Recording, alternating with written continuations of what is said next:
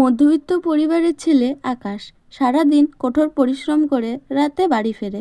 একদিন দরজার সামনে সে একটা বিনা নামওয়ালা পার্সেল দেখতে পায়। পার্সেলে কোনো প্রক্রিয়ায় নাম লেখা নেই, শুধু আকাশ নামটা লেখা। আকাশ পার্সেলটি খুলে অবাক হয়ে যায়। ভেতরে একটি খুব দামি ঘড়ি এবং একটি চিরকুটে লেখা, আগামীকাল ঠিক দুপুর 2টোয় তোমার ভাগ্য বদলে যাবে, শুধু ঘড়িটি হাতে রেখো। আকাশ প্রথমে এটা মজা ভেবে উড়িয়ে দেয়, কিন্তু কৌতূহলবশত ঘড়িটি হাতে পড়ে নেয়। একদিন 1:59 আকাশ একটি ইন্টারভিউ দিতে যাচ্ছিল।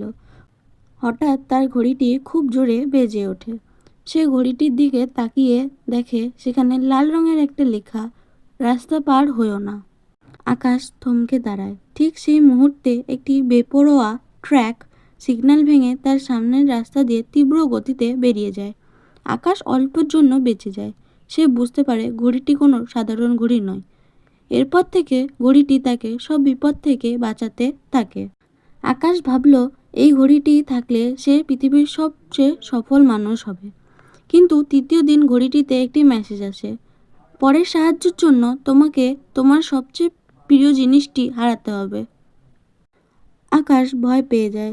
সে উপলব্ধি করে যে বিনা পরিশ্রম বা জাদুর সাহায্যে পাওয়া সফলতার পিছনে সবসময় একটা বড় মূল্য চুকাতে হয়। আকাশ ঘড়িটা খুলে আবার সেই পুরনো জায়গায় রেখে আসে যেখান থেকে সে পেয়েছিল। সে বুঝতে পারে নিজের ভাগ্য নিজেই গড়া ভালো, কোনো রহস্য বা শর্টকাটে নয়। বন্ধুরা, গল্পটি আপনাদের কেমন লাগলো? গল্পটি যদি আপনাদের ভালো লেগে থাকে তাহলে আমাদের ভিডিওটিকে একটি লাইক অবশ্যই করবেন এবং এরকম আরও গল্প পেতে আমাদের চ্যানেলটিকে সাবস্ক্রাইব করুন। ধন্যবাদ। দেখা হচ্ছে পরবর্তী ভিডিও নিয়ে। আজ আসছি, টাটা।